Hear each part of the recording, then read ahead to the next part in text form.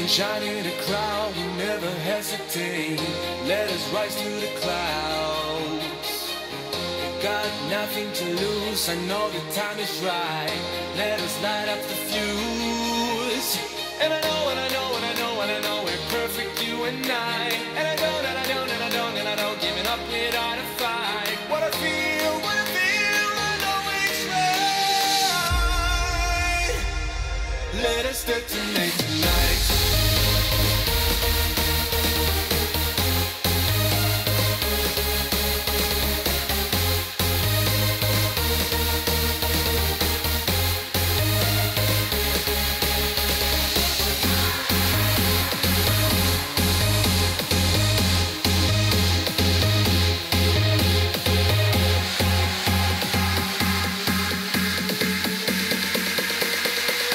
Let us detonate tonight.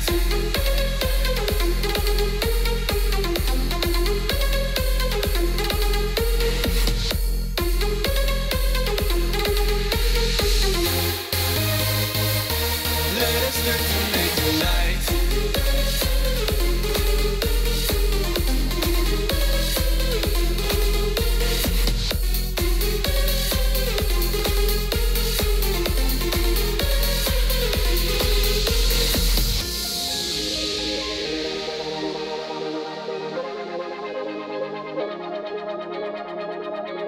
We can shine in a crowd, we never hesitate. Let us rise to the clouds.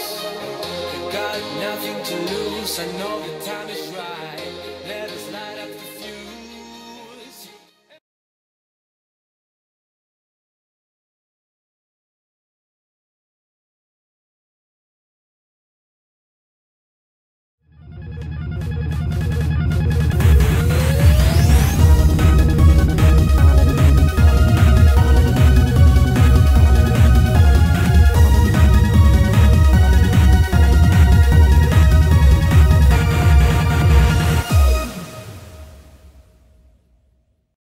Greetings and welcome to this week's episode of the Pixel Crashers podcast where we discuss gaming news and stuff and generally just ramble about everything. That's pretty much what we do now, is just ramble and rant. I'm Angelus de Mortiel, together with KevN7. He's Console King for life. He's expecting him to be muted, so he doesn't know what to say now. Xaiphen is also here, but apparently forgot to turn his camera on. Yeah, I mean, we should have just switched into Deadpool. Yeah, we should have just My switched. camera's off? Yes, your camera is off. Wait, Really? It's all me. It's on my end. I think Skype doesn't like me. No, it really I doesn't. agree. I think you need that Razer cam. Xaiphen might drop out of the call momentarily so he can restart Skype, and then it will stop throwing fits on him. In any case, fun stuff. My subtle hint. There we go. Now, there he is. there he is. This is glorious. I'm gonna not. It may or may not be the whiskey that may or may not be in my coffee. Why is there not? The question is, why is there not whiskey in your coffee? I will neither confirm nor deny that. Oh, are you serious? What is it? I need there to be more whiskey in your coffee, sir. That's okay. There definitely needs to be more whiskey in general, especially whenever the cameras are all offset for some unknown reason. It's great. That's it. I'm playing Breath of the Wild. So in any case, there's been a bunch of stuff happening this week. Man, we have the last couple weeks. There's been a lot of things happening. I love that the camera just has the top of Xaiphen's head. One fault spot. Let me see if I can get that centered so it doesn't look so funny. Oh, that was good. And we're joined by just Xaiphen's hair today.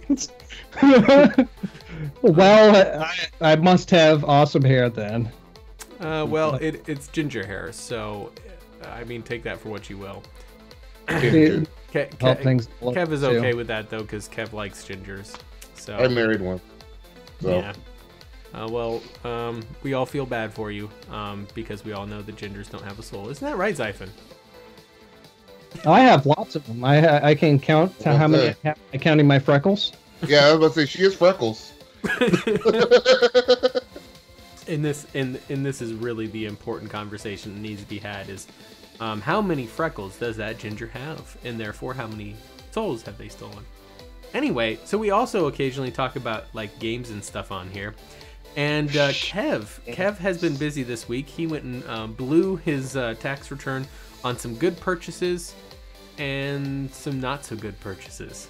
Oh no, they were all good purchases. Okay. Oh, they were all good. I'm happy about every one of them. Well, then talk about them, dummy. What is there to talk about? I bought my Switch. I bought a PS4 Pro. I bought an Xbox One X. Okay. And what did you get? This is like trying to get water from a rock. Come on, Kev. I'm not sure. I'm not sure what you're alluding to. I'm trying to just say, like, what did you get? How have you enjoyed it so far? Talk about it like you actually have something to say. Talk about it like you care. Actually, I spent most of the time with them setting up. I got the Elgato HD60 Pro too because I hated having my capture card on the table. Mm-hmm. So I've been playing with that. I've been setting it up. I've been playing with the Stream Deck. I basically took my tax return and said, "Hey, let me improve my streams." I got the Elgato screen coming in too, so that way I don't have all this shit in the background. And that'll be there early this week, and then it's just a matter of just getting everything kind of configured and set up the way I want it. I have been playing Breath of the Wild. I'm enjoying Breath of the Wild. The Switch, I don't like it in handheld. I feel like the buttons, especially the shoulder buttons and the triggers, they're just too small. And they hurt my hands. I have good sized hands. Did you get the Pro controller? Of course. So how's the Pro controller feel using it handheld? I love the Pro controller. It feels kind of like an Xbox controller. It's built like an Xbox controller. Like you look. Yep. Between here and my Xbox One controller, the design, the layout. Yes. The shoulder. I prefer the shoulder buttons and the triggers on the Xbox. These ones are a bit more shallow, and the shoulder buttons, they don't feel as in depth. They kind of feel like the R1 and L1 on the PS3. But they're just a little. They just are a little bit thicker than the ones on the PS3. Membrane only, no click.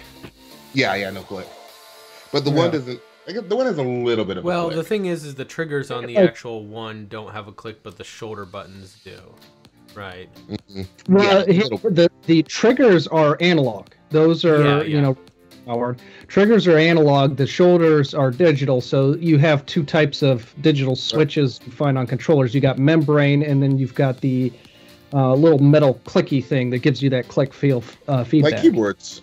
Hey guys, I'm one of those guys playing video games on stock footage you see.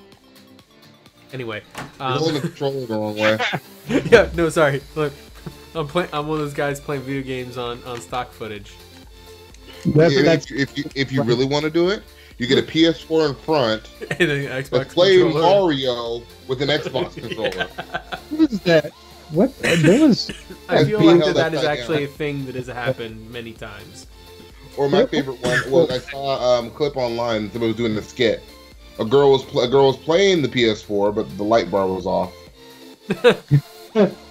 That's not a thing. Yeah, dumb fucked up. Or another good one is whenever you see someone like they're playing video games and the TV's out of focus, but it's enough to where you can see that there's actually something like, I think there was ones, it was CNN News was on the TV, and she's like, essentially you're looking at the girl from kind of a back side angle, right? Of course, you know, like, and she's like sitting there playing the game with her like laying on the bed and like all that stuff, and then you look at the TV in front and it's all blurred out, and you're like, CNN on the TV. You're playing a damn game. Oh, lovely stupid models. Though we should make Fox News into a video game. It could have the most fucked up RPG ever. Like, well, you know, the problem is that would never sell because older folks don't play video games. So, Well, no. You buy it for the young people. You see, okay, do like a game of one-upsmanship, like Trump Simulator. How much fucked up shit can I do in this game? The more fucked up shit you do, the more fucked up shit you say, like shut up and dribble, the higher your score gets. Yeah, well, the thing is then we would have to have the sequel, that would be, so it would be News Simulator, you have Fox Edition, and then you'd have CNN Edition, and CNN Edition would be all about, just trying to maximize profits without actually ever doing anything journalism-wise, and it would feel like the same game over again. Like, it would just be the exact same thing. So it would probably be made by EA. There would be loot boxes in it, of course. See, I don't think EA has the right mindset for this. I think we need Activision. Activision? You think Activision? I think Activision would do a better job. I don't know, though. What about Konami? I think Konami. Actually, yeah, because Konami's charging for save games now. Yeah, they're charging for save slots. They're charging for save slots. So I think Konami might have the right gumption to make this new simulator. Fuck Konami with a steel barbed dick. Someone posted about that in a Facebook group, and I was like, listen, that ain't even the most fucked up shit Konami's done. They literally forced their developers to work in a gachapon factory whenever they've outlived their usefulness as a developer. Like an indentured servant, they throw them down into the mines of Moria to work out the rest of their days in a gachapon Dude, that sounds factory. like a graphics card right now. What, you 650? You 650 Ti? To the mines with you! That's literally the type of shit that I'm hearing, is that Konami's like the worst company in a first world country ever. They operate like they're in a third world country, exploiting child labor and that sort of thing. I don't know if they do that. I don't know if they go quite that far. Oh, they do. Because they're Konami, and Konami is the worst. I wouldn't. It wouldn't be surprising to me if I found that out. I wouldn't be shocked. But I think they get by enough with throwing software engineers into a gachapon factory to put together gachapon machines. So why don't we have fuck Konami news in the title for this week's podcast? Because we've done that before. And we're trying not to focus entirely on them. We actually have other things to talk about. But first, Xaiphen, what's been up with you? Oh, okay. Yeah, you finally got to me. Wait, hold on. Oh, I'm just getting word. We're gonna go talk to Kev again because Xaiphen's not important. I'm just kidding. I've got to put my finger on my ear like I've got an earpiece in, even though I've got headphones on. It's your headphones. I mean, you can actually do that. I feel like, yep, I do have earpieces in. Yep. It's just in Smash Brothers for the Switch next week. Bayonetta is in Smash. Games I've been playing. There's the ever-present Warframe. I still play that. I probably will forever until that game finally dies. Unfortunately, it seems Mortiel likes to play Warframe when I'm not available to game with him. Fuck you. Job. I don't know what you're talking about. I actually tried out a free-to-play game recently, which is not my type of game, but I decided to try it out just because it was free. I'm all about the cheaper free games. It's called Toxic. It is an arena shooter, which, like I said, is not my style of game. That being said, it doesn't seem like it's too bad of a built game. Obviously there's a freemium content set up behind it. There's pay to gather items, but it doesn't seem like I didn't feel any pressure to put money into the game. Now it has a paid portion of the game. I can't remember because it's listed as a deluxe trial, or demo. But you can play damn near the complete game on the free, in the free thing. It's just certain modes like single player mode or private server or other shit like that. You actually got to get the paid version of the game, which I didn't bother with. But aside from aside from not caring for arena shooters to begin with, that's just not my particular flavor of game. But there's some people out there that may enjoy that, and I noticed some other players online seem to have network connection issues. I did not feel any of that on my end. I had a mostly lag-free gaming experience on it. The graphics are okay. They're not awesome, but they're decent. Some of the weapons you find in the game, the motion controls, so on and so forth. It's not too bad. I think the game has controller support. I can't remember if I had to map keyboard keys to my Steam controller, if I could just throw up generic Xbox controller emulation on there. Pretty awesome. Like, I don't know. I think it's nice whenever a free-to-play game does not force you into buying stuff. And I feel like that's a very easy pitfall to fall into. And even then, that game is not a true free-to-play game. It is, like I said, its better label on that was a deluxe demo. Mm-hmm. You know, you do, the demo doesn't have a very low cap on it. You can take the demo effect pretty far, unlike other games that do have a demo feature or a trial feature. It, you can, if you have fun with an arena shooter, just generic multiplayer online play, then you can go pretty far just on the free format with it. Hey, real quick question, guys. How many? Is this about the light bulb? How many Z fighters does it take to screw in a light bulb? Just one, but it'll take 20 episodes. Yep. That's what I was just laughing about ever since it started. Yep. So true. Hey, thanks Gundam for pointing out that. Even in the they cut it down to 5. Yeah, Super is not as drawn out, but it still can get kind of bad at times. I'm finding there's another anime that I watched a few times that also gets that bad, and that one was Black Clover, where essentially it's like you're fighting this guy, which, by the way, this fight consisted of like actual 2 hits. Like, at least in Dragon Ball Z, right, whenever they draw out the fights, there would be different stages of the fights. The fights themselves would just drag on for a long time. It'll be the part of the fight. Goku shows up, he's dominating, then he gets fucked up all of a sudden, he finds some inner strength and wins the fight. Yeah, exactly. But there would be stages to it. Dragon Ball Z was one of those shows, though, is a classic example of lifetime of, an anime like that, where early on in the show's life, the show span, it wasn't that bad. Yeah. But the longer it went, the more they put in that filler content. And like its predecessor, Dragon Ball, really didn't have much of an issue with that at all, because they had it was creepy as fuck. Speaking of that, the original. At what point is there any reason to keep watching it after the Cell games? No. Good, no. Because I'm like I finished the Cell games a week ago. Well, I mean, you get the Boo Saga. Like Gohan's in high school. Here's the thing: you get the Boo Saga, and the Boo Saga does tie into Super. So if you'll be a little bit lost going into Super without having seen the Boo Saga. That is the one. I should just shred through it. I'm hoping the season isn't as bad as it's starting out, because I watched like the first 5-6 episodes and it's terrible. I got halfway through the Boo Saga, I think, and that's when I gave up on the original Dragon Ball Z. It's like, you know what? Fuck it, I'm done. I quit. It's sad because I love Gohan. Gohan's still my favorite character, but they're putting him in superhero costumes, and he's in high school, and I don't care that he's getting a girlfriend. Like I really just want to watch. Oh yeah, there's a lot of that, and to be fair.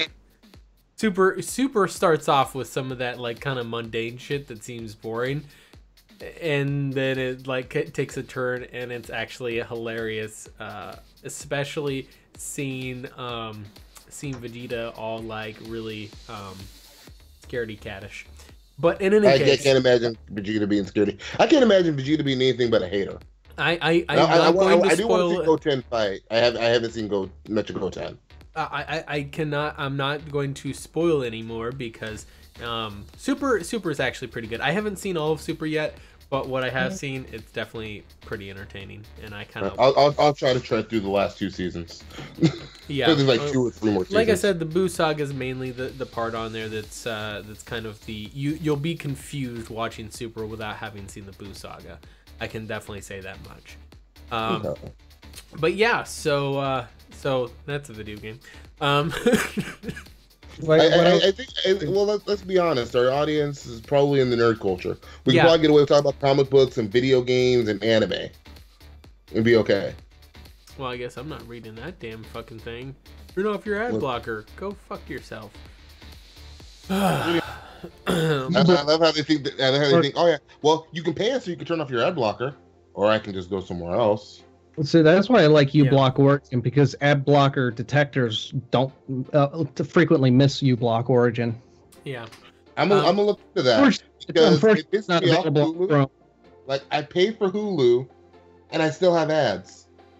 When I first started paying for Hulu, I didn't have ads. Well, so that one won't. So you'll still get the message. If you notice with Hulu, if you have an ad blocker on and you're watching it from the web experience, it'll pop up and say, you've got an ad blocker detected. Click here to enable ads or whatever. But if you notice, there's a countdown timer on that, and it'll eventually cycle back through to the show. Or you can just refresh. Yeah. But no, the joke is that that's essentially just all it is you see a blank scene instead of an ad. But yeah, so I'd rather see the ad at that point. Yeah, but that's the thing. I don't know. It doesn't particularly bother me having ads in Hulu. I understand people being upset about it. But I'm more so impatient. Netflix has been kind of upping their prices pretty consistently year over year for the past little while. So. And Hulu hasn't done that. And I honestly would pay $20 a month for Hulu happily. Or not Hulu, I mean Netflix happily. The thing is that I found that there wasn't nearly as much on Netflix that I watched as much as Hulu. And now they do have a commercial-free Hulu that's actually, I think, like $12 or something instead of $8. Yeah, so, I mean, they do at least have the option to have no commercials. It's reduced ads. It's not completely ad-free. Yeah, that's true. If I remember right, Major was saying that there were still a couple of shows that he saw ads in, and I'm like, it really annoys me. Direct Now service, which is a lot more expensive, but it's also set up like a traditional TV service. One thing I don't like with the VODs on there, though, with the VODs, is like it has ads integrated in there, and some shows have fast forwarding disabled because they don't want you skipping the ads. Yeah. But their technology is nowhere near as smooth as Hulu, Amazon Prime, or Netflix in saving your place if you have to stop watching, where you need to do something else with your life. So it ends up restarting the show, and you can't fast forward to where you left off. So you're stuck watching like 30 minutes to catch up to where you were before. That's obnoxious. Now, Hulu, I've noticed, is a little bit of obnoxious with sometimes it doesn't save your plays. Netflix seems to be about the best for that. And Netflix and Amazon Prime are both excellent on that. Netflix is maybe a little bit better than Amazon Prime. Hulu is a somewhat more spaced third place, and DirecTV Now is way the fuck distant. But they were also a lot later in the game. I like DirecTV Now. I just don't like the price. Like right now, I'm on Sling. Actually, as you guys remind me, I'm on a trial for them. I'm about to cancel this shit. Yeah.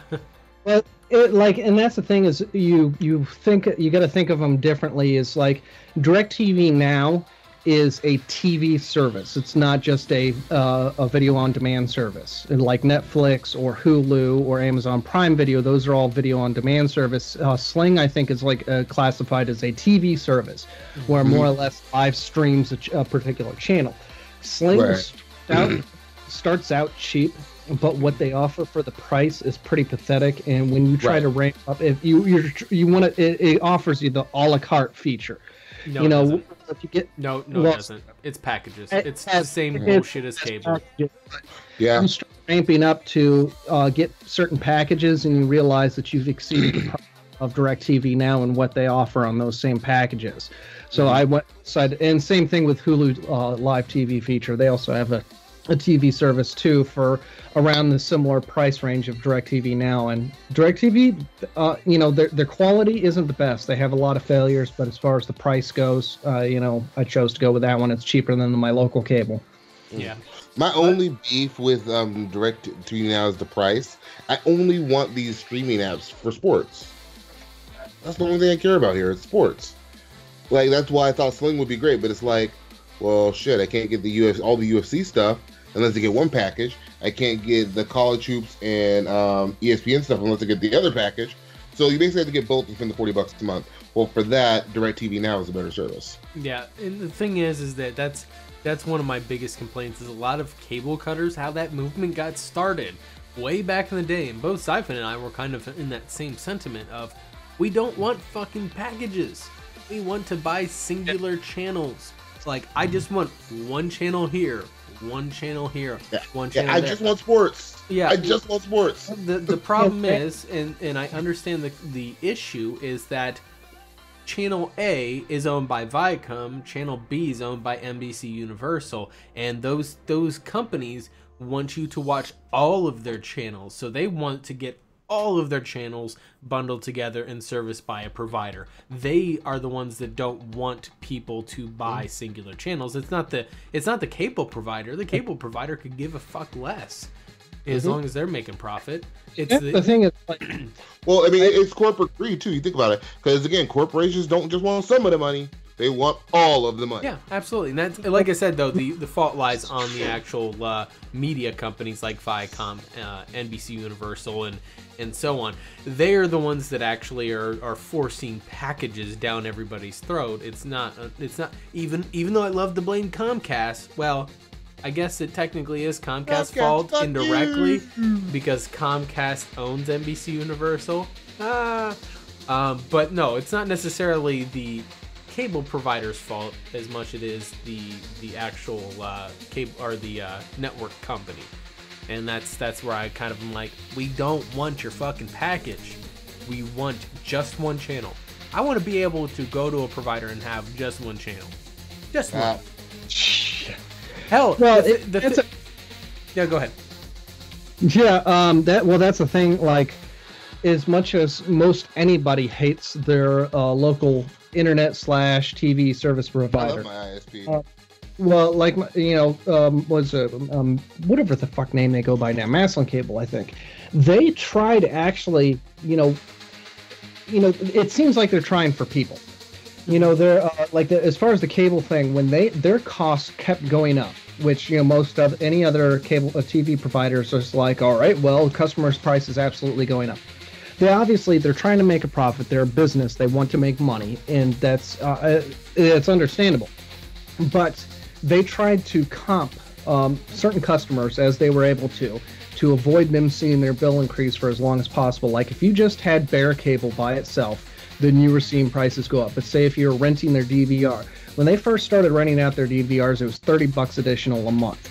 That ended up getting dropped over time down to $10 a month, because if people were renting the DVR, they did not see their cable prices increase at all for a while, until they, Clear Picture just could not, drop, say, DVR rentals any cheaper than they were willing to.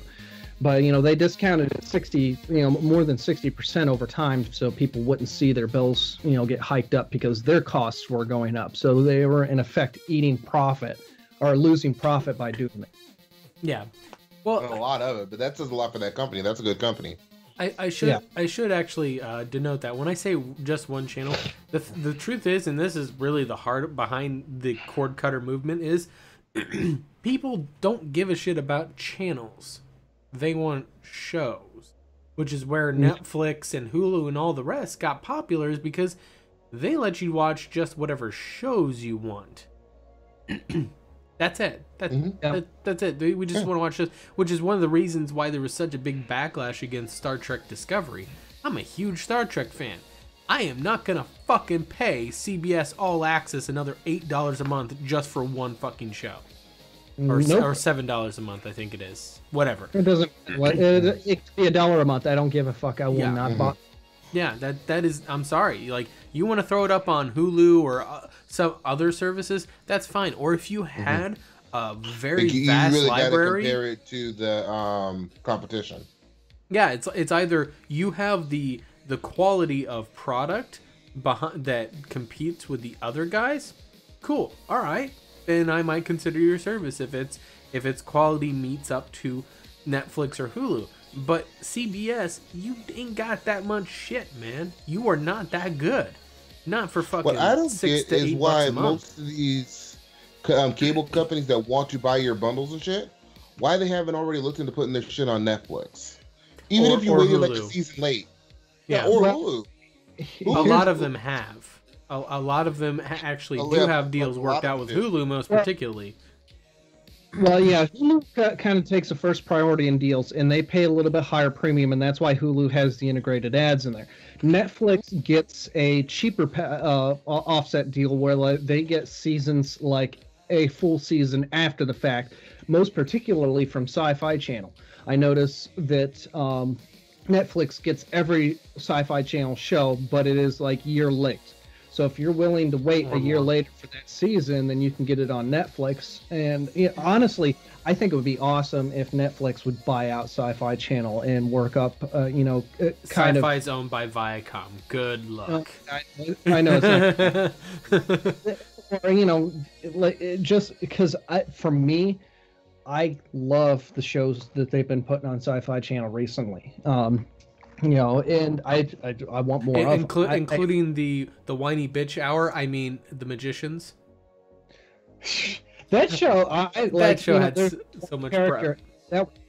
That one character in there, obviously, you have to deal with his shit, but it has very moving plot points behind his attitude.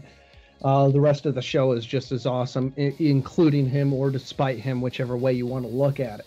And going through season 3 right now, I'm still just as hooked on the show as I was from episode 1, which had a very fucking impressive introduction in it. Well, the thing is that the premise of the show always fascinated me, but I am infuriated by the main character. He is so unbelievably stupid. I want to throw shit at the screen. And in the first episode and through a decent chunk of season 1, he is focused as a main character. Season 2 on, he's not a main character. He is among the main characters. I've seen up to the end of season 2. I'm pretty certain. And the thing is they break it off a little bit with his kind of childhood friend, who also has her moments of being unbelievably stupid as well. Like, I'll try to be as vague as possible. There's a moment when she has the chance to enact her vengeance and just stands there like an oaf for other things to happen to allow this amazingly dangerous guy to fucking escape. It's like, stab the motherfucker, stop standing there like an idiot, get your shit done. Nope, gotta have drama. I think you know what I'm talking about. Drama! And she is also suffering from PTSD. Oh, more than that. But yes, I know. The thing is different people have different reactions. Like, in Warzone, soldiers with PTSD, some of them can go blood simple and just shoot at everything that moves and try and kill everything. Some of them can, that could, at one point in time, potentially been hard-ass soldiers, can freeze up in fear and panic. And that's where I'm going to go with that one on there. Different people have different reactions when it comes to that situation. There's obviously the show is pure fiction. It's a fantasy, modern fantasy fiction. But, there's the layout of the characters and the personalities has a certain amount of believability to it that does not require that much of a suspension of disbelief. Yeah. But so talking about the whole kind of the whole YouTube, or I shouldn't say YouTube, but part YouTube, but Hulu, Netflix, and all those versus kind of the traditional cable company does tie into the first official thing we wanted to talk about, which was kind of like Twitch pulling in as many viewers as CNN or MSNBC, which that was during whenever Dr. Disrespect came back from his hiatus. And then there was another big Twitch streamer, I can't remember his name, that also came back during that time as well. So you had like extreme high viewerships on Twitch, and it's like that really has to burn a lot of old media like sources, like your Viacom and NBC Universal and so on. Because Amazon isn't part of that system. Amazon is their own deal, right? Amazon Video may buy stuff from those old content providers, but Twitch is entirely unique content, right? And primarily what people watch on there is entirely unique. So it's stuff that Viacom and all those other guys don't have a hand in. And I kind of want to see what you guys' thoughts are on like how that spells out the shift of power in the kind of media space in general. I am happy about it, and I can tell you right now why it happened, and their own fucking ignorance. They were looking at trying to work on cornering the market, thinking what their market was going to last for a significantly longer period of time. Well, they started working on cornering the market, legal loopholes, trying to lock out competition in their areas instead of trying to innovate and move toward the next format. Because, and the thing is you look at historically, people have always sought out entertainment, fiction, fact, whatever. And you look at the history of it, looking at technological base, going from radio to movie to TV, and they looked at TV and like, well, this is it. This is the be all end all. We won't get any better than this. Mm-hmm. There's going to be another thing. Always. And they shut themselves out of it because they spent too much focus on trying to lock that down instead of innovating for the next thing. And other people jumped on that. You got Netflix, you've got Google with YouTube, you've got, well, now Amazon. They didn't start it, but they now own Twitch. And the cable companies, or those other bigger companies have locked themselves out of it because they weren't even trying. They lost sight of it. Some of them are trying to play catch up, but they're pretty far behind at this point. Mm-hmm. What do you think, Kev? I think it goes deeper than that. Not deeper than that. I think it's a lot simpler than that. From a consumer standpoint, corporations are greedy. These cable companies have gotten insane and arrogant. They have monopolies across the country. If you're just fed up with paying this $100-something a month cable bill, you're gonna go find cheaper alternatives for entertainment. Mm-hmm. The internet, where everything is essentially free, or on the internet, like I use a lot of Amazon Video. I can go buy the show I want, buy the season for like $20-$30 and just watch it till I'm done. That makes me happy. I mean, you can do that on iTunes. You can do it on all kinds of services. I just happen to use Amazon, and that makes me happy. That's what I like to do. And I think lots of people, because of that, especially if you have kids who don't have a lot of money, most of them have smartphones. Mm-hmm. They're watching Twitch. Yep. You have I don't see a lot of adults watching like a lot of Let's Plays, live streams. We don't have the time, but kids do, and kids will. I think that's the bulk of it. And then I think in terms for adults too, well, yeah, kids too, yeah, money. Oh, it's money. I think the misnomer on there is that not a lot of adults too. I think maybe once you get above 30, maybe 35 and above, and this is constantly a receding age barrier, right? Because as the folks that are our age continue to get older, I'm gonna be 16 watching Twitch or whatever streaming service happens to be around then, so that age is going to recede. It's going to change. It's like when people say video games are for kids, and if you notice the average age of the average gamer keeps going up with us. Yeah, it's because we're kind of the vanguard of that shift. Although I feel like that we're the cusp generation, the group of gamers on there, because we're the ones that still have a sense of fucking common sense and logic, whereas everybody after us seems to be a lot more emotionally driven. It's all about my feelings. And that's a funny thing is like, I think that's every generation has that feeling about the younger generation. Our age group, we are actually classified as a millennial generation. Yep. Yeah, we are. Even though, like, for me, like the beginning of the millennials. The way I associate with my life, I feel I fit a little bit more into Gen X than I do with millennial generation. Well, and I think that's the general feel of a lot of those folks that are born in the mid 80s. I would say, well, I should say early to mid 80s, which are all technically millennials, but a lot of them have that sense of feeling of that. In the case of you and I, is the way we grew up was because we were catching a lot of things after the fact.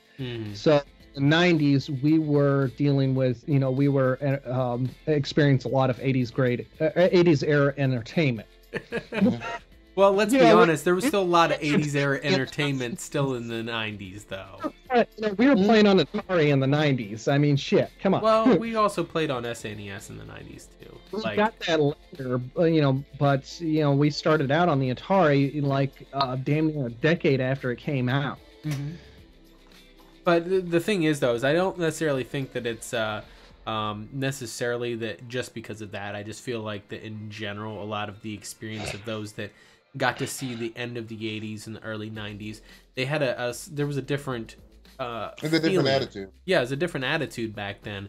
And I think that the folks that were born in the 90s, that really, by the time the 2000s came around, they were just now starting to kind of come into their own consciousness, so to speak. I feel like that those folks have a different feeling that they're experiencing the culture that they started to experience from the 2000s onward. Especially, I would say the pivotal event, frankly, was September 11th, 2001. I think that irrevocably changed the feeling and the kind of culture of a lot of countries. And I feel like a lot of people that were born in like the mid to late 90s, that they're just now, 2001 wasn't really impactful to them because they weren't quite young or old enough to understand. But they're just now kind of experiencing a lot of these the after effects of it and the culture of kind of there's a lot of things you could say about the culture that came in as a result, but point is, I think that was probably a major shift in things for a lot of people. And I think that's why you see such a divide, is because a lot of us, we were very much like that were born in the 80s, we were already doing stuff in the 90s, and 2001 actually was like, holy shit, and we recognized the impact of that. And I think that kind of shaped a lot of people that were a little bit older's opinions one way, and people that were younger a different way. I think that's kind of where you have that divide. Just I also think, actually, to add on to that, I think you make a good point too. And I also think that's where a lot of mind shifts changed in terms of business. I remember 9/11. 9/11 was the day after my 18th birthday. I remember gas prices. The shift after 9/11, which then I think that was a huge part of why the economy crashed in 2008, 2009. Yeah, was because people, they couldn't maintain that status quo. Businesses started realizing, hey, we can get more done with less. That's where a lot of the corporate greed that we see now started. Well, let's be honest. Corporate greed has a phased effect that I notice on there. Like, it reached a breaking point in the late 20s, and then the stock market crashed, and everything fucking collapsed for damn near 2 decades until we got involved in World War II.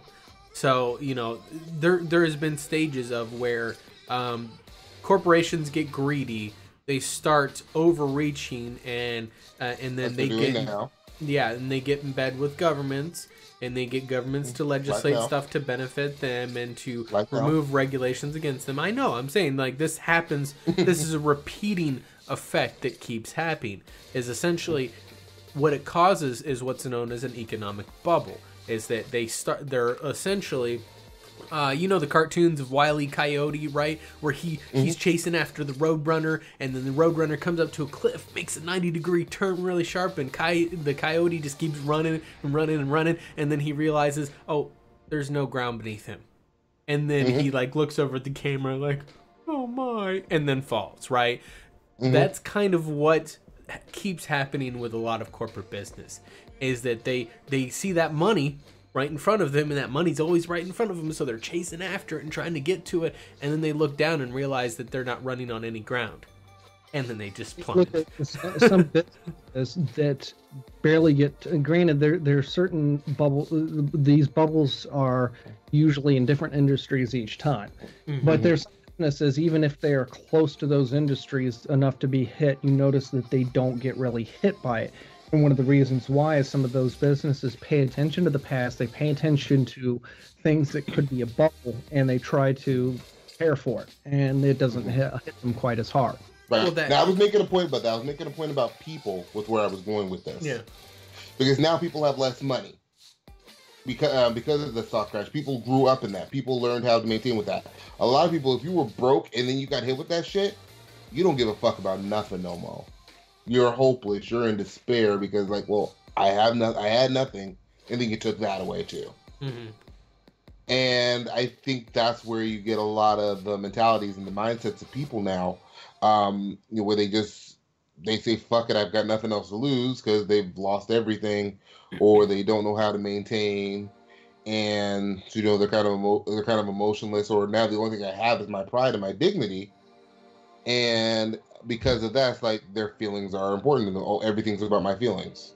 Well, everything's about control because they've been controlled for everything through. I think there's another piece to that too, is that when you have an impoverished sect of society, one of the things that there's been a lot of sociological studies that I can remember, and this is a long time ago when I was in college.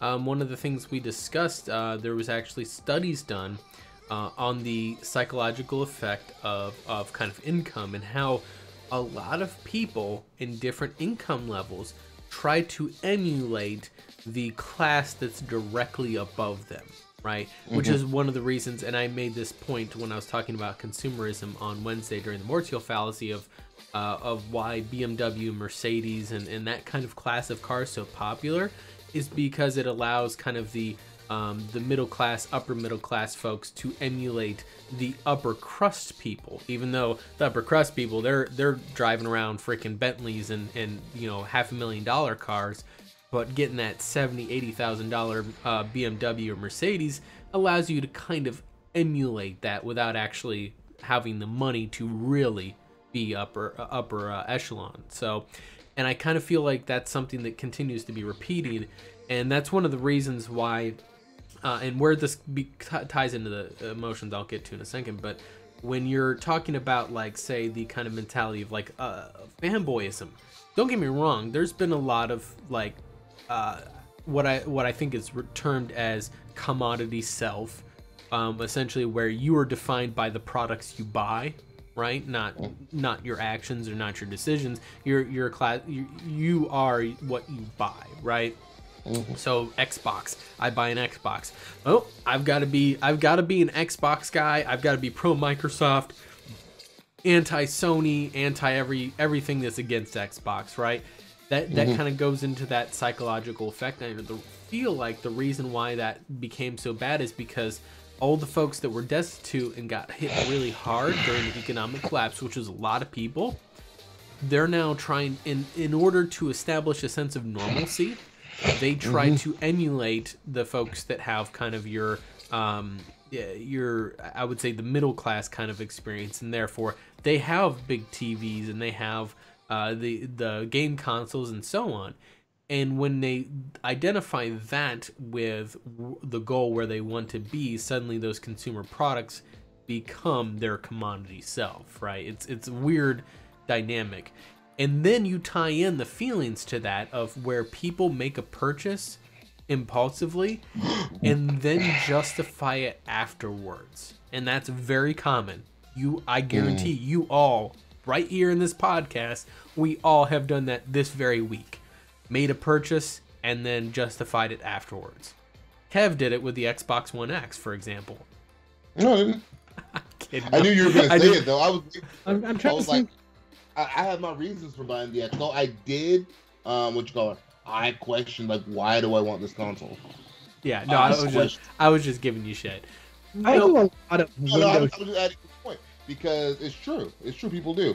But I'm saying I did question it a bunch before I bought. Like, I really don't need this console. Yeah. So what's up? But I want it for the 360 games. I want it mostly for the backward compatibility. I realized it because I got tired of fucking around with Knights of the Old Republic. And I'm like, man, like. That game made me realize, how important backward compatibility is, and how while most games on PC are backward compatible and play nice, some of them are just a pain in the ass. So you do realize that KOTOR 1 got an overhaul on the Steam version, right? And it actually runs better on PC. Well, it's getting to go into widescreen, getting to go into 1080p. No, they did a refresh. They did a passover on it, kind of a soft. What's the R word I'm thinking of? They did the second one. I don't know about the remaster. They did a soft remaster on the second one first, and then they went back and did a soft remaster on the first one as well, where it now supports widescreen display. At least that's what I thought I remember hearing. Because I've been trying to get that game to work for about a year. Okay. Off and on, and it's just been a pain in the ass. The second one runs great on my PC. First one, pain in the ass, and I really want to just play the first one. Yeah. The first one that crashed. What were you gonna say, Xaiphen? Now, like this week, no. It's actually been a little bit since I've made any kind of impulse purchases that I've tried to justify after the fact. My purchase mentality is a little bit different than most people. I bought a car a few months ago. I car shopped for at least 4 months, if not longer, before actually committing to buying a car. And I opened it because I do not have that like brand loyalty issue where like, like my car's a Subaru. I've driven Subarus for 10 years. Yes, I really like I was gonna say. I was looking at everything. I was, I've been very happy with that make for almost a decade, but just because I was happy with it did not mean my next car had to be one. So I was looking at everything, that I was comfortable with the quality level of, because I spent some years as a certified mechanic. I've seen a lot of certain common issues come through certain makes that I know I did not want to deal with in ownership. So there's certain things that I did avoid, even if they've avoided that history. The history has had a long enough time frame that I wanted to avoid any potential future issues. So, that even though I ended up settling with something that I knew and was familiar with, that was not what I restricted myself to. It was not like the be-all, end-all, oh, this is the best one out there. No, that it isn't. They've got common problems. I know how to deal with those problems. That's why I'm okay with it. And I will tell everybody exactly what those problems are. And for some people, that may be a deal breaker. So, I let people know about that. And when it comes to, like, I do a lot of online shopping. I've got the Amazon Prime and various others. I do a lot of digital window shopping. What I will do is I will sort through, compare products, blah, blah, blah, put them in my shopping cart, and shut down the app. Yeah. I do this a lot. See, you're better than me. I put it in my wish list. So I just want to throw it out there. Xaiphen made that big, huge speech to tell us that he's a Subaru fanboy. Yes. As he's saying that, I'm thinking about my history with the PlayStation. That's what basically how I got at 360. I love the one. I love the PS2, and then I saw the PS3. I ain't paying $600 for no goddamn console. And Mass Effect was exclusive to Xbox. No, but you'll pay $500 for a goddamn console. Well, that's what I said. Just throwing that out there. I'm just throwing it out there. But that was younger me. That was younger broker me. My checks were like $600. I was younger broker me. What's funny is like obviously the absolute turning point was when the Xbox One and the PS4 came out. I decided to start looking into building a PC. So that's when my conversion started and became official very shortly after that. But it was actually seeded before that. Because I understand sports, I like watching it sometimes, but in no way am I a sports guy. It is just not me. It never has. Well, I can't say it never has been. It has not been me since the 90s. I was a 49ers fan in the 90s. I was an Indians fan in the 90s. I watched certain key events happen with those teams that I really followed. And then at that point, I was done. And I pretty much never really gave a shit about sports after that. So when Microsoft signed this deal with ESPN, to get ESPN 3 on the Xbox 360 for the Xbox Live Gold service. And this was not a huge price increase, but the cost of them doing that, they passed over to the consumer with no opt-out. It's like, you have this. We don't care how you feel, whether you like sports or not. You're going to like it. There's going to be an increase in cost and as a result of this. Like, what? Wait a minute. What? I have no option on this. I'm not liking this anymore. But the price of it, the increase of price was little enough. I ate it for a while, and eventually, when the options changed and the new generation was coming out, and I started looking around and like, you know what? fuck you, Xbox, I'm done. And I had a 360 for a little while after getting into PC gaming, and eventually sold that off. Yep. I don't know. I think everybody, like, your story makes sense, because that's one of the things I hate about consoles too. Everything is bundled in, and it's great if you just want all the services and everything in there. You just want to buy it all up, great. But I like the piecemeal attitude of PC. I buy what I want, how I want, when I want it, period. See, and this is going to surprise people. Whenever the Xbox was first announced, I'll be frankly honest, a lot of the features that they were announcing, I actually kind of liked a lot of the in theory practice of how it was. Everybody calls it a botched launch, and I was one of the few people that actually liked the initial concept of what they were offering, because I'm weird. I thought it was going to be awesome. Yeah. I really. It wasn't a bad launch. It was a bad. They showed it poorly. Well, it's not just that. Essentially, what it is that I realized very quickly, as I thought about it, the reason why it wasn't so much that it wasn't a problem for people like me, what they were suggesting. Anybody who is in a situation like me where they have stable, good internet, having an always online, console is no big deal. It really isn't. It's not a big deal at all. And anybody bitching about that is just silly. The problem is that Xbox. We live in a rural area. Yeah, like if you look at the internet services just in the United States, not even talking about third world countries, I'm talking about straight in the United States, there are areas that still have spotty as shit internet with these like either it's one of the big guys like Comcast or a rural provider that no one's ever heard of that provides them, DSL grade 768K download speeds for $500 a month. Dude. Just because they have no choice. Yeah, that's not very far from where I live. I was working with a guy at work the other day, and I had to do a ping test for him on the machine. Dude had a ping of 800. Talk about, why is my service laggy? Because you have a ping of 800. There was actually, here's the thing, is like there was somebody I was talking to, and I'd say he maybe lives 10 miles from where I do, 10-15 mile range, way out in BFE. No broadband provider whatsoever. There is no DSL, there is no cable. Satellite. He's got satellite internet. And HughesNet is garbage. That's the dude I was talking about at HughesNet. He has 800 ping. That's actually good for satellite. Usually satellite ping can be measured in full seconds. Yeah, like and the speed is god awful. Like if you get a cloudy day, shit just goes down the tube. It's so bad. And that's in the United States. That's not even a third world country. That's first world as you can get. And Xbox is saying, no, we want to be online all the time. It's like, because they assume, hey, Seattle is a very well-connected place. Yeah. And, Microsoft is in Seattle. Yeah. And they assume that, everybody else isn't in bumfuck Kansas. They're like, Redmond and Bellevue, they have good internet, so therefore everybody has good internet, right?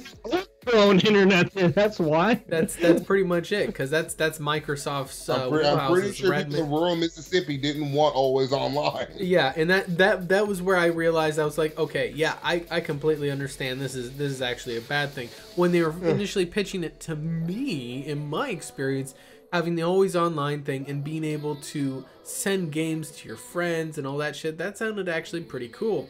But in thinking about it more, I was like, actually, this is pretty actual garbage, and that's the truth of it. And then I was just like, what else can I do?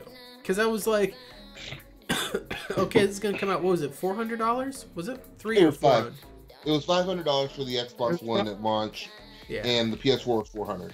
Yeah, so it was 500 pre-launch, but when it actually came down to it, they included a non-Connect option that was $100. A year later. It came almost a year later. Oh, that was a year later. I thought it was around launch. Okay, no, they tried to force that Connect on everybody. Yeah, they tried to force the Connect down your throat for a while. Then they, right before launch, said, oh, well, you know what? We'll let you unplug the Connect and it'll still work. But you're still getting a Connect. Well, the thing is, here's my thing is, I understand what they were trying to do there. They pitched it poorly They pitched it as, you're going to take this whether you like it or not, instead of saying, you really want this. So they pitched it with the wrong tone. They pitched it as they're telling people what to do rather than trying to convince people that it's good. Right. The art of salesmanship is dead, and that's it. You can't tell people you're just going to buy it because they like it, and if you don't like it, we have a console for you. It's called Xbox 360. Yeah, you can do. They tried to make a hard right on marketing what their console was. Like, this is a video game console. Look at all of this extra stuff it can do. And they were trying to, instead of doing that, and these are options that you can get for all this extra stuff, they're like, well, this is a complete media device. Here's all the extra stuff that's included into it. Well, the thing is that, so what they're trying to do with, to force the Kinect into the bundle mandatory, is that they were trying to make it a commonplace experience for the Xbox ecosystem, and therefore developers would be more inclined to develop for the Kinect because it is a guaranteed thing that's going to be around, right? Yeah. You see this right here? Hardly any games use it. It's built into the damn controller. Yeah, well, but no, that was the thing. A few Sony exclusives use it. Very few. Most of them are early ones, like what you call Infamous. Infamous Second Son is the game I can think of most that uses this, and it uses the motion control. I believe Killzone uses the motion control. I'm not using this in Uncharted.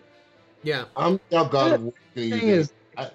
If they come up with an innovative technological development, they do it right, and people take to it well enough, then it can be the next big thing to last for a while. The DualShock dual analog stick on the original PlayStation was when it first launched, the DualShock 1. And it had very little support for it for a number of months. There's one game that tried to, because they didn't think of dual motion effect, like look and move. They did not have that down. There's the first game I remember making use of it is one of the sticks was motion, but the other one was actually melee attacks. You'd swing it around one way, it'd swing the melee attack one way, you swing it around the other way, it'd swing the melee attack another way. Wasn't that one of the Jedi games or something that did that? No, it was like it was a kind of a kiddie-ish style game. Like it wasn't Crash Bandicoot, but it was something like that. But no, the game wasn't that hugely popular. It's not a bad game, but nobody really took off on it. And eventually, they thought, we can start actually doing what PC has had for a while on move and look, in a first-person or third-person three-dimensional environment. They didn't even take PC a while to get to that though, because I remember I remember hearing about games like in the '90s where you were just on keyboard. I know Wolfenstein 3D was like that.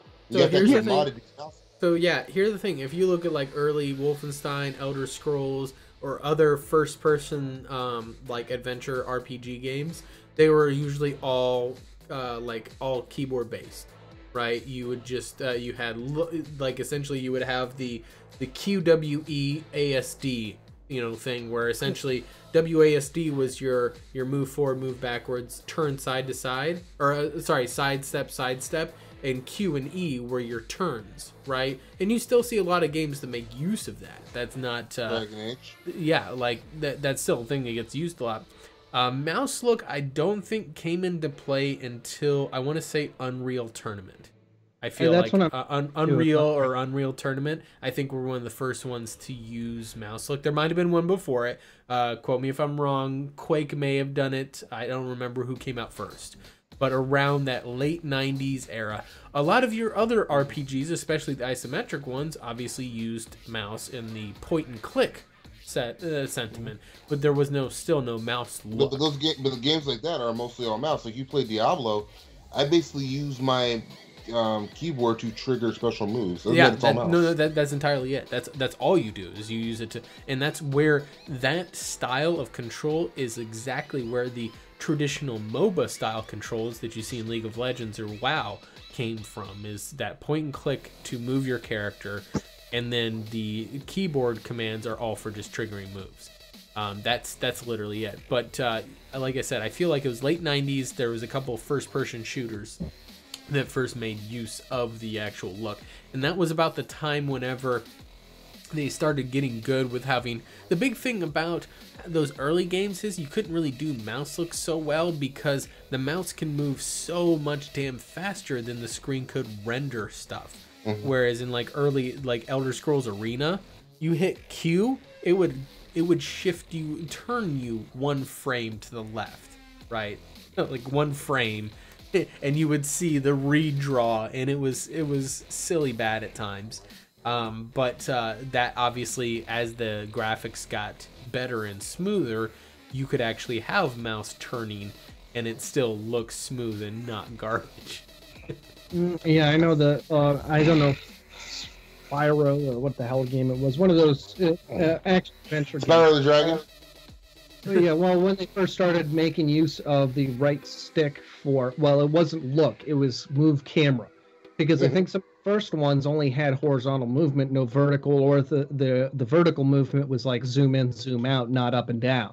So they had horizontal sweep, and it was opposite direction too, because it was a third-person view. So if you moved the stick to the right, it would move the camera to the right, which would turn your view to the left. If you moved it forward, it would zoom you in. If you moved it back, it would zoom you out, but you didn't actually have an up and down look option. Yep. Metal Gear Solid, you know, that you know, it was a fixed point of view too, and your it was a semi-overhead view. Yeah, it's isometric. Yeah, and it was God, like I remember back in the day whenever those games all were pushing the technology. Metal Gear Solid made a lot of use of its controls in very fun and interesting ways. And Metal Gear Solid 2 was one of the few that actually make full use of the PlayStation 2's controller. I remember rejecting analog sticks for years. I don't think I actually took to it until they forced me to use it in NBA Live. And they use it as, for shooting, and I'm like, oh, I love this. It might have even been, because I remember back then I was big on the Resident Evil games, the original trilogy. I didn't want to use the analog sticks for movement. Well, see, like, here's the thing: is Sony's analog stick came after the Nintendo 64.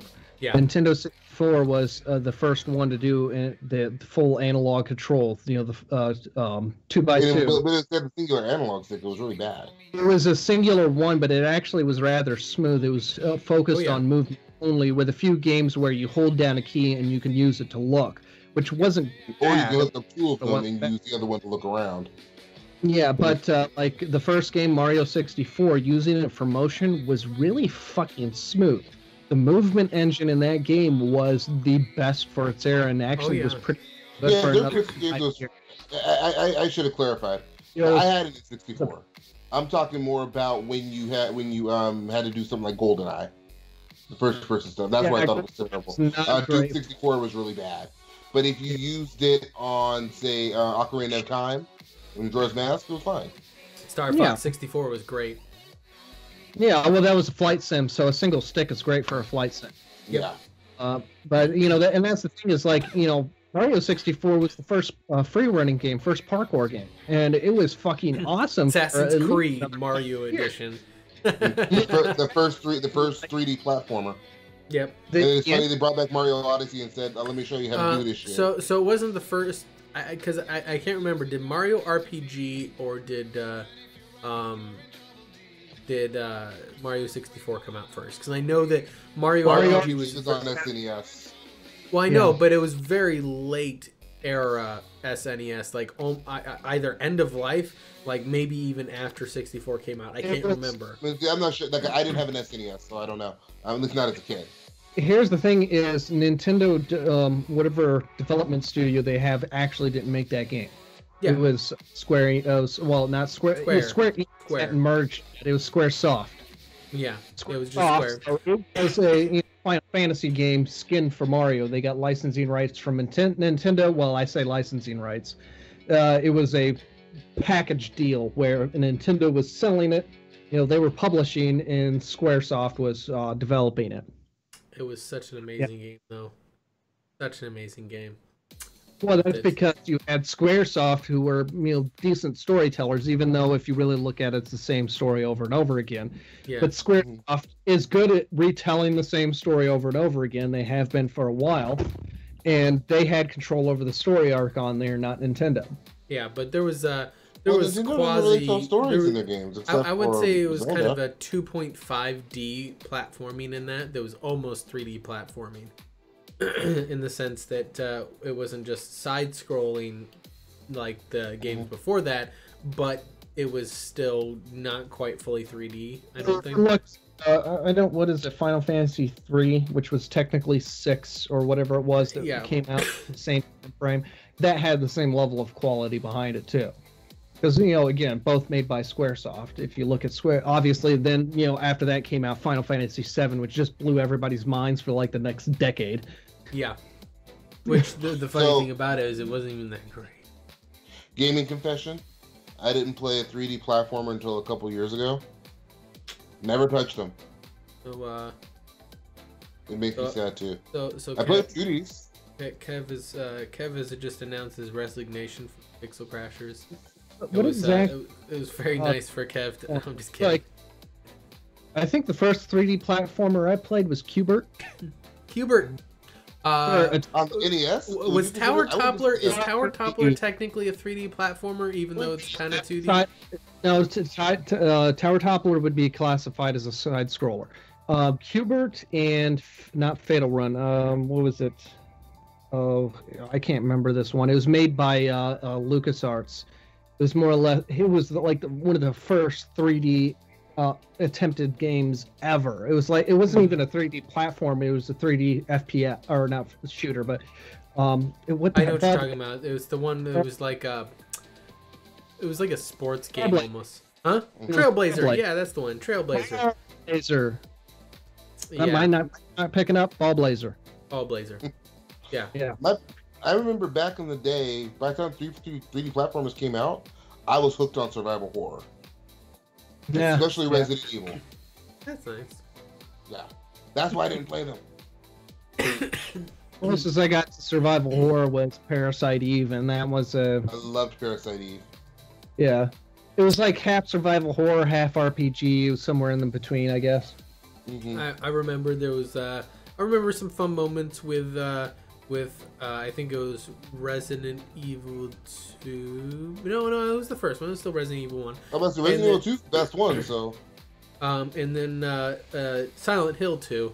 That was a lot of fun too, especially whenever you play that long into the night and you're running downstairs and running downstairs and running downstairs and running. Where the fuck are these stairs going that it's taking this long? I'm tell you right now, anything that has a haunted asylum snippet in it, I'm probably going to enjoy that section of it. I don't know why, like the whole haunted asylum environment is entertaining to me. Have you played Fear? Have you played Fear? Asylum yet? Oh, hold on, Sean. Have you played Fear yet? Fear? No. Oh, you should. Yeah, Thief. Fear and Fear like 2. The Haunted Asylum in Thief 3. That was fucking phenomenal. Oh yeah, yeah. No. Yep. Other games I've ran across in it too, and it goes into TV too. Like I tried, but I've never gotten into Supernatural like you have. But I watched an entire episode, was fully enthralled by it, where they were in a haunted asylum. Like, oh wow, this is cool. The thing is, go ahead. Try Batman Arkham Asylum too. Well, it's not haunted. It's a lot of fun with being in the actual asylum with all of the villains. I've been playing Arkham Asylum recently, and I just went through the Scarecrow story part of it, which was very entertaining. But the first one is really good. So Fear and Fear 2 are really great games. Like Fear 2 really gets some fucking dark ass shit. Like that is one of the few games that, like, frankly, it kind of like caught me for one, because like, you go through a certain scene in the game without too much spoilers, and you're like, at what point you have to pause the game to say, to pretty much go say to yourself, wait, did I just get raped? Yes, you did. Yeah, and it's like, wait, I'm not spoiling anything by else. 6 penises that you did not want. Yeah, like, no, wasn't that sort of rape. The point, I'm not going to spoil anything with this story, but, like, there was that moment of, like, holy shit, this game is fucking crazy as shit. But no, it's when I talk about horror games, timers, they never remember my birth date. Huh? I say I'm gonna spoil something right now. Steam has Alzheimer's. They can never remember my birthday. Mine either. I can tell them it's January 1st. This is January 1st, 18 years ago. January 1st, 18 years ago. That's everyone's birthday, isn't it? Yeah, that's when everybody's birthday is, January 1st, 18 years ago. But no, like that's something that I rank Fear up there with Alien Isolation as being one of the some of the best horror games out there. You know, that's I can get into Alien Isolation. Alien Isolation is so goddamn good. It's so good. My problem is I feel like I'm just playing hide and go seek. And you are a big ass game of hide and go seek. I didn't like that. I want more action. I want more combat personally. That's the thing. That's not a horror game. Horror games are not action games. Horror games are. I mean, don't get me wrong. Fear had action in it.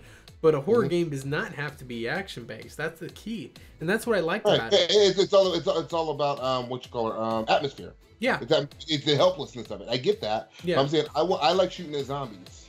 And you well, there was some combat that you had in there, but Metal Gear Survive. If I didn't have the paper save slot. Go fuck that game. That game was so god awful. The previews, everything I've seen it for, because that's a fucking when I first heard it too. The game, what I've seen, looks fun. No, So the game itself is actually really bad. So here's the game loop. I'll break down the game for you.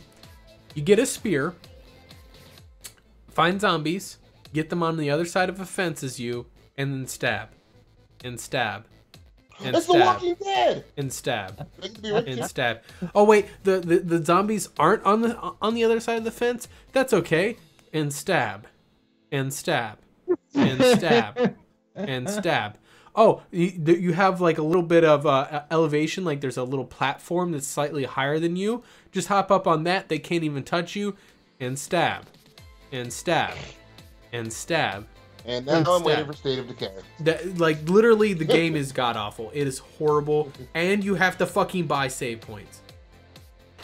So I'm waiting for State of Decay. Yeah, it's essentially that the zombie AI is just so garbage in that game, and it's literally it's the most lazy fucking. Wow. Okay, so Kojima's gone, and your idea on where to go with Metal Gear is to make an open world zombie survival game, because that has never been done before. Should have focused on the half-naked chick, the quiet. Yeah. Could have made a game about her. My thing is like... In the rain. You chose to focus on the most overplayed fucking and least liked genre of games by the gaming community ever. Like... See, you say that? Well, no, it's popular enough. But people are still screaming about The Last of Us. No, the thing is, well, so The Last of Us... That is a cinematic experience. I'm talking about a zombie survival horror game type of thing, like Rust, H1N1. Like there's just so many of them out there. What's the 7 Days to Die or whatever? There's so many ones out there that are deeply entrenched and very popular amongst certain circles. And you're not gonna break into them with that garbage ass shit that Metal Gear Solid Survive is, because that one isn't even like the open world build stuff for fun. It's a like zombie horde survival game. Oh yeah, Killing Floor, get that and stuff. Yeah. The thing is with a game like this, and like a lot of games, you get the corporations that are telling you, oh well, like the Xbox did. This is what you want. You want it because I told you you want it. And you're gonna buy it because I put it out there. And that kind of like what they did with that Resident Evil first-person shooter PvP game. Yeah. That bombed. People talk about how Lawbreakers bombed. No, that Resident Evil game bombed. That game bombed so bad that I got it as part of a Humble Bundle and tried to give it away. No one will take the fucking key. So here's okay. So the thing is people want to talk about Lawbreakers bombing. I've got this area in Nevada. Hold on. I've got this area in Nevada. I want you to go ahead and take a shovel out there and uncover all of the buried copies of E.T. that are buried out in the fucking desert because the game was so bad that everybody would rather dump it in the fucking desert than sell the game. That's how a game bombs. That is the creme de la creme, king, the top, the pinnacle. Not worse than that. You know, really, the only way to top that is like, are we firing it into the sun? Yeah, like that's if a game is so bad that they actually take all copies of it and fire it into the sun. Okay, that would top E.T. But right now, E.T., you can't top it for how bad that game bombed. And it was, to this day, one of the most expensive games to make ever. That's what really, really hurt it. Most of that was because than Destiny. Yeah, it cost more than Destiny. It didn't cost as much as SWTOR or Call of Duty Modern Warfare 2 because of the marketing budgets on those. But for its day and age, and adjusted for inflation, of course, it was one of the most expensive games ever made. Most of that was due to licensing fees. Because it's movie licensing and that sort of thing. But yeah, one of the most expensive games to make, and also one of the most colossal failures. Yeah. Anyway, so just to briefly touch on, I guess we'll say this 2 weeks in utter stupidity. So Rhode Island's, one of the representatives from Rhode Island. Big surprise. We only got 2 minutes. You think we're going to get through this in 2 minutes? Yep, we can get through this in 2 minutes.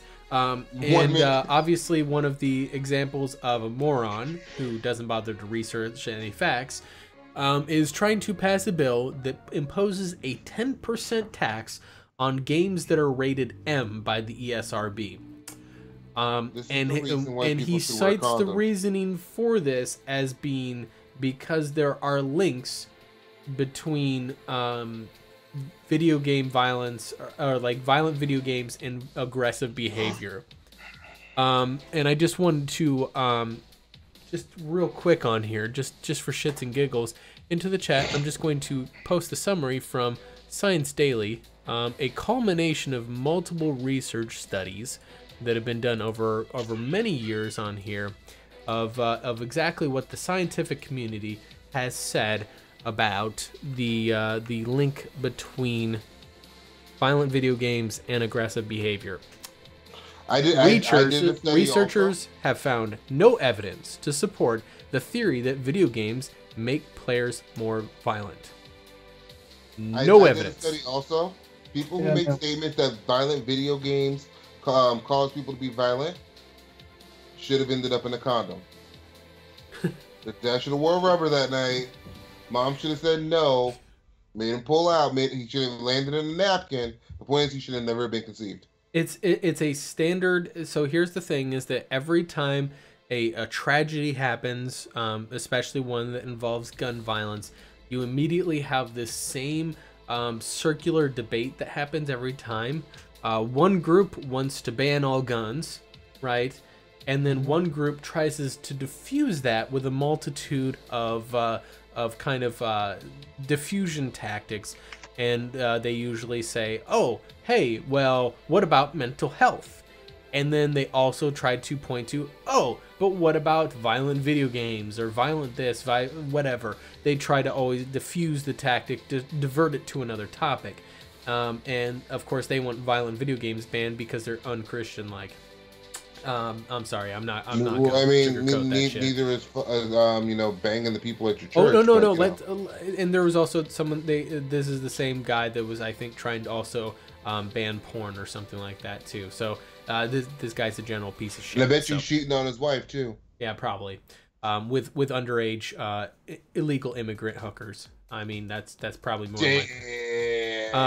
So here's the thing, is that the truth of it is that there are people out there in the world that have mental health issues. The problem is there ain't shit for an infrastructure for them to get any sort of help. It's unfortunate, it sucks, but every goddamn time one of these people that are mentally sick does something crazy, like shoots up a place, and it is horrible. It is horrible. What's even more horrible is these goddamn politicians make this circular debate every time. Ban all guns. Well, guess what? Countries that have banned guns have shown a drastic increase of knife violence. Whoa! Surprising. Crazy people are still gonna be fucking crazy, even if you take away their guns. So instead Here's the thing, and maybe I'm just indifferent. Maybe I'm different on here. make it harder for the crazy people to get a gun. Right, exactly. I'm not saying ban all guns. I'm saying like, there's no reason why you should be able to get a gun in 35 minutes. Well, not just that. Has a lot better medical infrastructure than we have. Not just make it harder for people with mental health issues to get guns, but also on top of that, make it easier for them to get fucking help. That's the thing. And the problem is that a lot of the people that try to diffuse gun control debates by saying, oh, but the mental health, like one of the ones that John Oliver made a joke about, and I was like, God, this burns so bad. And this was after one of the school shootings, I think last year, right? I can't remember which one it was, if it was the Las Vegas shooting or another one. But, John Oliver pointed out Mike Huckabee was talking about mental health as a mental health issue, except the state, which he is the governor of, or I think a senator of, has the worst rating for mental health in the United States, bar none. And that's Alabama. I think we should do what Chris Rock said 20 years ago about Columbine. Let's not worry about regulating guns. Let's regulate the bullets. If you can make the bullets super expensive to get, people will think a lot harder before shooting somebody. Well, now here's the thing. Not a crazy person. A crazy person's not going to care about the money. Like I know a guy who makes his own ammunition. Yeah. They're not difficult. Well, this is also the same guy that made his own rifle too, successfully, aside from a barrel. But he effortlessly makes his own ammunition. So making expensive bullets doesn't mean jack shit. Yeah, well, like the thing is that gum nuts. The thing is that I'm all for people being able to have their choice of what they want to do. I personally am of the opinion that that a gun is a great, I would say a great pastime, an entertainment thing. I'm personally of the belief, based upon my experience, that a gun is not really the best thing for my home defense personally, because someone breaks in my house middle of the fucking night, I wake up out of a dead sleep, I'm groggy as shit, and I pick up a gun and fire it at someone, the chances are high that I'm going to miss, and that bullet is not going to stop in the midair and say, oh, you missed, that's okay, I'll just fall on the ground. Yeah, no, it's gonna keep going, and what is it gonna hit after that? Chances are something that I would not want the bullet to hit. Like, for example, one of the massive amounts of bunnies that I have in the rabbit tree, and that shit's gonna suck. No, instead, I have plenty of knives that don't go through walls and don't hit bunnies unintentionally, and are going to hurt a lot more for any dumb motherfucker that breaks into my house. So instead... that's the benefit of a lockbox. Where you have, you have to enter in a combination, not a biometric one, but one you actually have to think and remember. You wake up enough that you can actually successfully get that combination in there, then you're going to do fare a lot better handling the firearm. Yeah, but here's still the thing. It's not a perfect answer, but it's a step better than just picking it up out of a drawer. Well, yeah, but there's still the fact of a normal person that owns a firearm, and I'm not talking about someone who has military training or combat experience, so we very carefully eliminate that on there. Some normal person, even if you take that step on there, the one additional thing that they run into on there is panic. Adrenaline pumping, they're shaking like a motherfucker. I hope it's not a padlock. And that's the thing, is like even military training, you still run into that. Well, if you're in infantry, that's they do train. That's why I say combat experience. Yeah. But like military itself does not cover that. My military career was as a mechanic. I wasn't trained for that, but I took it upon myself to practice that way, just because I thought about it, it's like, you get moving, not even adrenaline, you just get your heart rate up. Yeah, that's the way they train adrenaline reactions oftentimes. But they also do live fire exercises. Live fire exercises also get you pumping. If when you start getting into regular exercising routines where you run every day, your heart rate will go up, and not as much as somebody who doesn't run every day, but your heart rate can go up just by running without really getting dosed with a hell of a lot of adrenaline because your body's been so adapted to that. Yeah.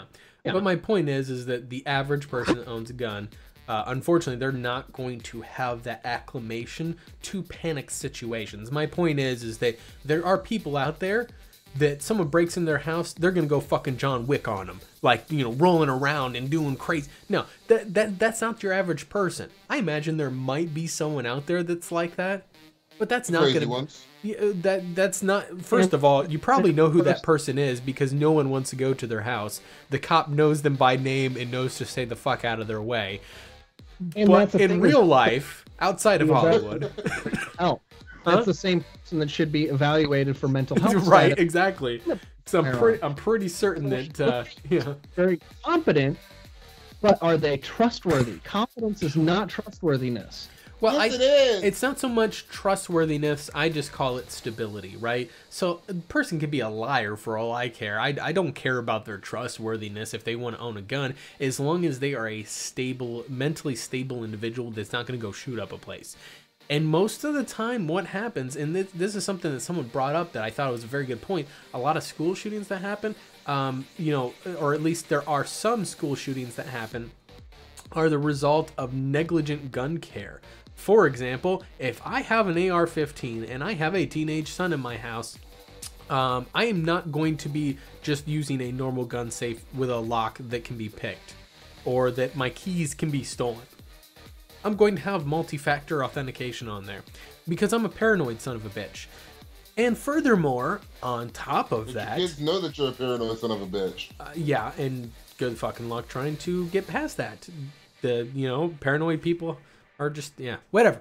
Point is, is that also on top of that, I would hope that if I own those guns, I am educating and explaining and reiterating over and over again to those kids that this shit is not, from my personal opinion, this is my opinion, not the way it is. I would be reiterating to them that this is for entertainment purposes only.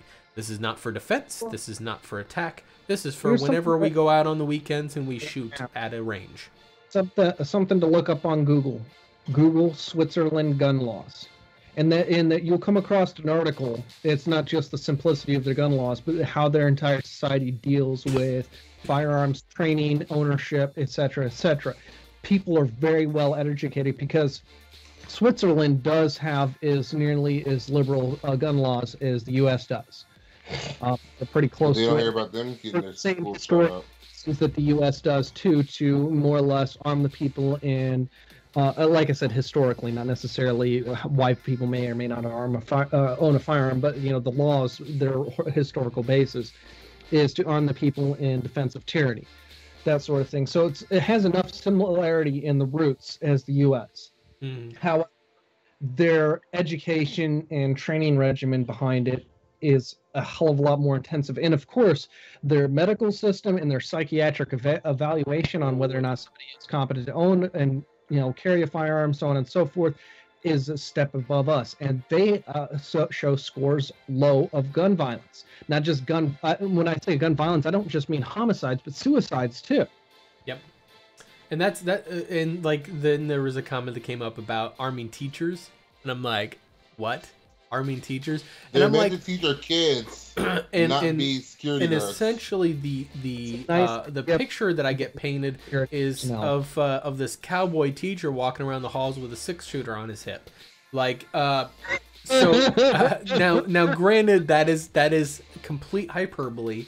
The actual quoted thing was a concealed carry, but to be frankly honest, what I think would be the smarter move is to maybe have, if you were going to do that, if you really were intended on doing that, have the very highly trained teachers and qualified teachers. They have to go through, just like a police officer, have to go through annual qualifications for them.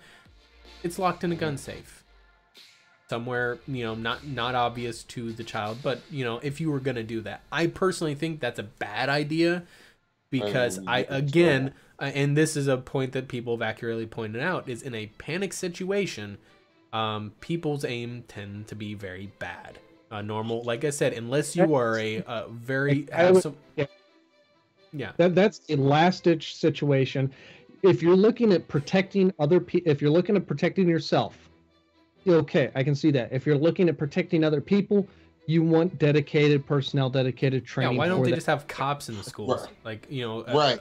Or even like I've seen suggestions floating around, like employ former military veterans for this purpose. Some of them even volunteer for it, without having to be paid. Either way, that's somebody that you've got, they've got a history of the training, awareness of firearms. If they need a refresher course or anything else like that, those are people that know procedure very well. Mm-hmm. And you look at trying to employ unemployed veterans. That's a like nail two birds with one stone sort of situation. Yeah, that's a great idea. I would just say the teachers. What you sitting here doing social studies? Right, somebody walks through the door with a gun. You really have time to run to a safe? Mental health qualification too, because if these people are medically discharged on due to some a psychological disability or something like that, then obviously that they're don't want to use those people for that. Somebody who's going to have a flashback or run into some kind of PTSD issue, and armed, that's a bad combination right there. Yeah, I would definitely say that would be a consideration, but I would say even a trained and certified armed security guard would be fine too. Or maybe a police officer. I know some schools have, I can't remember what they're called exactly because it's long after I was out of school, but they actually have police officers that are a police officer that might be stationed in a school. This is some smaller communities, not big cities. In my community. Huh? I had those in my high school. Okay. But my high school is also in the hood though, so. But here's the thing. Here's the thing. How many? I'm curious. How many school shootings did you hear about in urban areas? Out of curiosity. How many school shootings in urban areas? I'm just saying, this might sound racist as hell. When you hear about these mass killings and shootings, it ain't black people in these urban areas.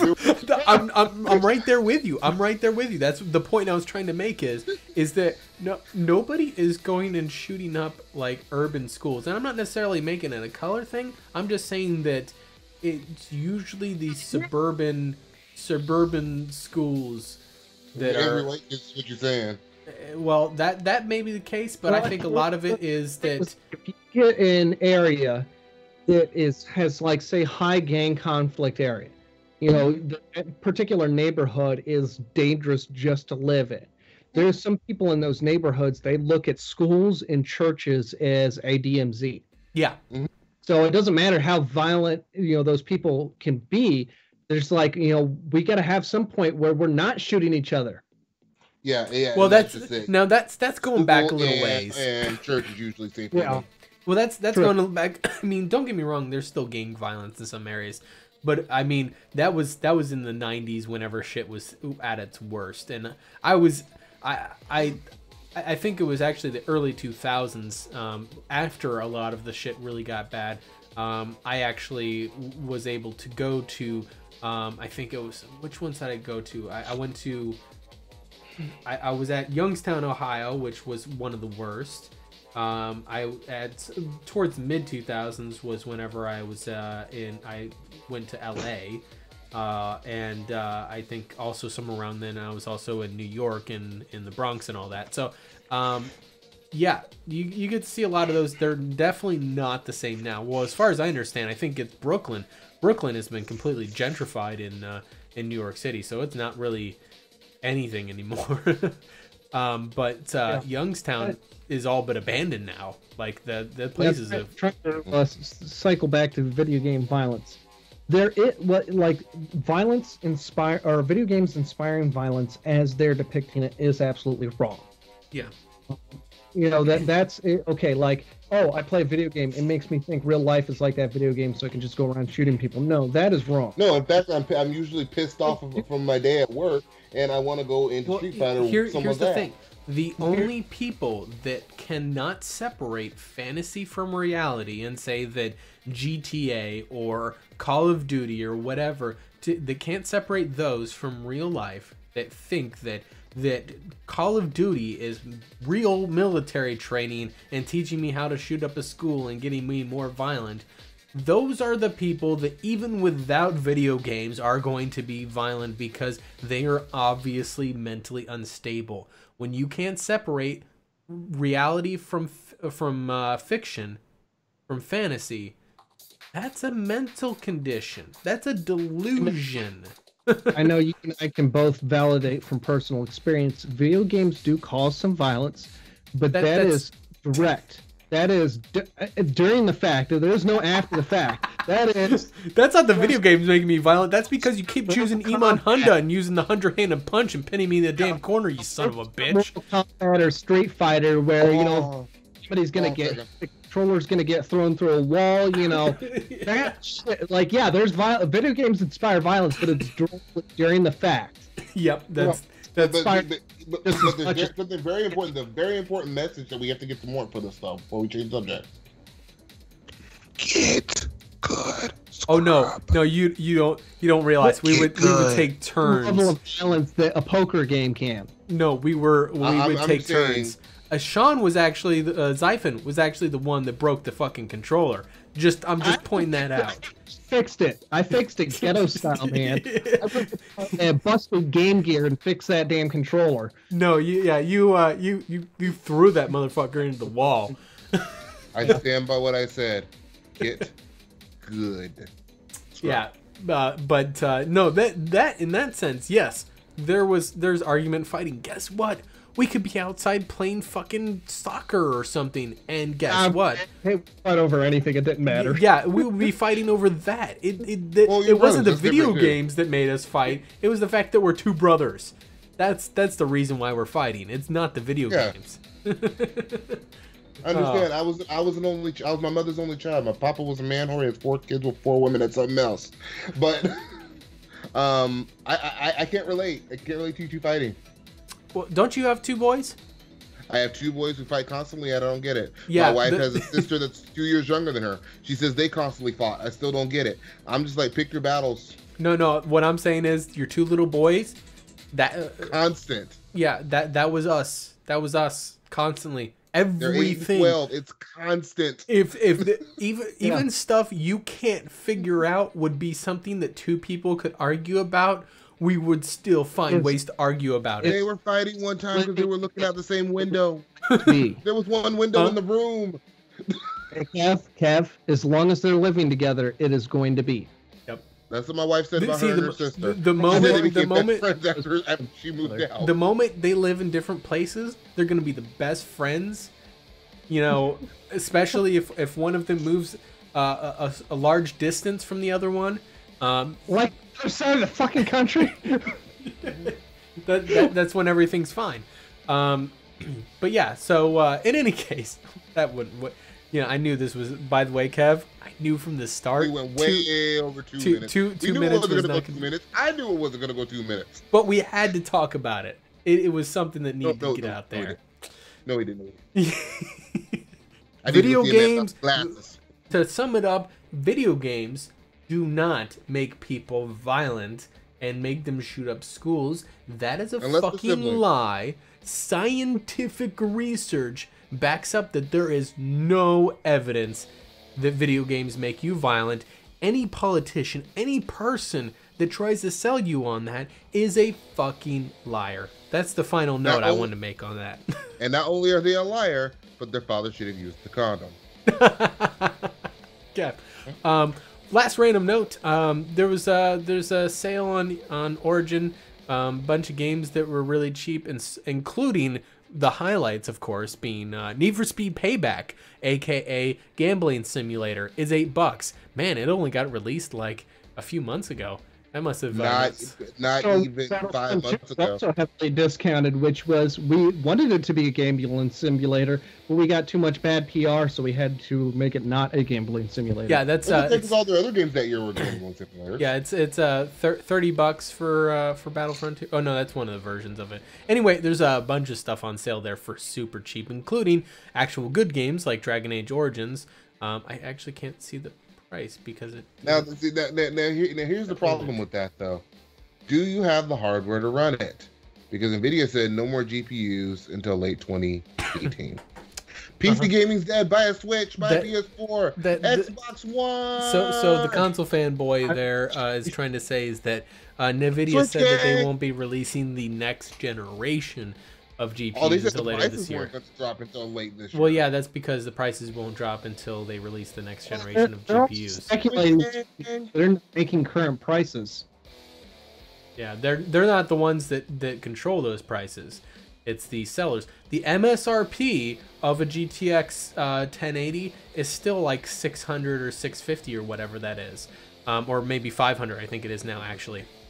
Since the 1080 Ti came out, I think they dropped the price. The point is, the PC costs an arm and a leg right now. Get a Switch. I actually am. I'm okay with the Switch. Hey, guess what? Gaming PC can be cheap if you're going with AMD's new APU. You mean the one that plays worse than the PS4? Worse than the standard PS4? Say what now? The one that gets you frame rates lower than the baseline PS4? No, the new one.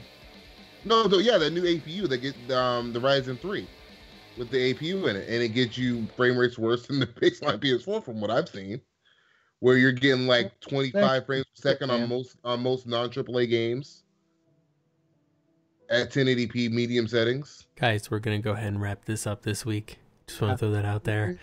Everybody, we'll be back in 2 weeks for another podcast. And Kev will be streaming hopefully more regularly this coming week now that he has a fancy stream deck. And maybe Xaiphen will also be streaming if his internet cooperates with him. I'll be back on Monday with my next game stream, and then on Wednesday with another Mortiel fallacy. You guys have fun, and Kev will be muted now because I can do that. It's great. See that, guys? How he did that? Magically, Kev is muted. Anyway, we'll see you guys next time. Have a great day, and we'll leave it run with Kev rambling about how great consoles are for a few minutes because he just can't not. Yeah. Das vidanya. Das vidanya. I need to start closing the show with that every time. not hasta la vista, baby. Not gonna go that route. Spanish, Russian. No, I like to use languages I don't know. No, in that case, then the way you can close the show, if you want to use Russian, the way you properly close the show by Russian is you say, you say "Пошёлки нахуй." Okay, so that if you meet a Russian person, just go ahead and walk up to him and say "Пошёлки нахуй." Okay. Those are that's going to get you kicked in the dick. Random phrases, unless I know how they translate. The translation is more or less "Go fuck yourself." Yeah. You're going to get kicked in the dick. The Spanish version of that. Clearly in the dick. What is that? It's like saying that is a less offensive thing to say than Pashulki. All right, people. I really got to run. That's I have some errands I have to get done today. I need to see a man about some new glasses. I just like keeping you guys all held up here forever.